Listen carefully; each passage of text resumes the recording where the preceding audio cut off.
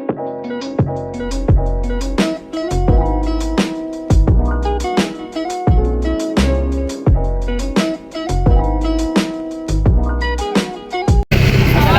warahmatullahi wabarakatuh.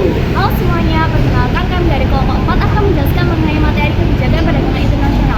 Perkenalkan, nama saya Octavia Garni dari kelas 11 IPS 3. Nama saya Muhammad Iqbal Habibi dari kelas 11 IPS 3. Nama saya Nazubi dari 11 IPS 3. Nama saya Elisa Nitya Rahmalila dari 11 IPS 3. Oke guys, jadi di sini kita akan membahas tentang apa itu kebijakan perdagangan internasional. Kebijakan perdagangan internasional sendiri itu dibagi menjadi dua loh, ada kebijakan perdagangan internasional dalam bidang ekspor dan juga bidang impor. Nah, kebijakan dalam bidang ekspor dan impor ini apa ya? Nah guys, sebelum kita masuk ke dalam kebijakan dalam dua bidang itu tadi, kita ketahui dulu apa sih pengertian dari kebijakan perdagangan internasional. Jadi, kebijakan perdagangan internasional itu adalah rangkaian tindakan yang akan diambil untuk mengatasi kesulitan atau masalah hubungan perdagangan internasional guna melindungi kepentingan nasional. Bisa kalian lihat sendiri, di sini adalah beberapa bidang kebijakan perdagangan internasional dalam bidang ekspor dan juga impor. Kuota dan tarif sendiri itu masuk ke dalam kebijakan perdagangan internasional di bidang impor. Jadi, adapun yang dimaksud dengan kuota adalah merupakan jumlah yang ditetapkan untuk suatu kegiatan dalam satu masa atau suatu waktu tertentu. Jadi, kuota dalam impor adalah total jumlah barang yang dapat diimpor dalam masa tertentu. Jumlah itu diperkirakan tidak akan mengganggu industri dalam negeri. Ketika diberlakukan perdagangan bebas, kuota tidak dapat dipakai lagi karena dapat menghambat perdagangan internasional. Yang kedua, ada tarif. Kebijakan tarif diambil pemerintah dengan menetapkan tarif tinggi untuk mengimpor suatu jenis barang. Dengan penggunaan tarif ini, harga barang impor menjadi mahal, sehingga barang sejenis yang diproduksi di dalam negeri akan memiliki daya saing dan dibeli konsumen. Penganut perdagangan bebas mengenakan tarif yang rendah atas barang-barang impor. Sebaliknya, negara proteksionis akan menetapkan tarif yang tinggi untuk barang impor. C. Subsidi. Karena ada perbedaan harga antara barang impor dan barang dalam negeri, ada kemungkinan harga barang impor lebih murah daripada harga barang produksi dalam negeri. Supaya harga barang produksi dalam negeri dapat ditekan, pemerintah dapat memberi subsidi pada produsen dalam negeri. Dengan pemberian subsidi ini, harga barang dalam negeri menjadi murah.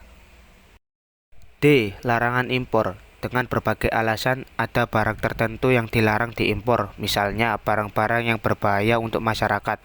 Larangan impor bisa jadi dilakukan untuk membalas tindakan negara lain yang telah terlebih dahulu melarang impor barang suatu negara. Selain itu, larangan impor dapat pula dilakukan untuk menghemat devisa. Perdagangan internasional di bidang ekspor. Ada beberapa kebijakan perdagangan internasional di bidang ekspor adalah sebagai berikut. Yang pertama ada diskriminasi harga. Diskriminasi harga adalah suatu tindakan dalam penetapan harga barang yang berbeda untuk suatu negara dengan negara lainnya. Untuk barang yang sama, harga untuk negara yang satu lebih mahal atau lebih murah daripada negara lainnya. Hal ini dilakukan atas dasar perjanjian atau dalam rangka perang tarif. Yang kedua ada pemberian premi atau subsidi. Kebijakan yang diambil pemerintah untuk memajukan ekspor adalah dengan memberi premi kepada badan usaha yang melakukan ekspor.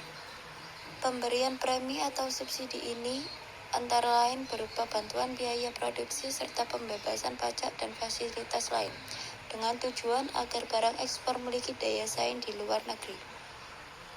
Yang ketiga ada dumping.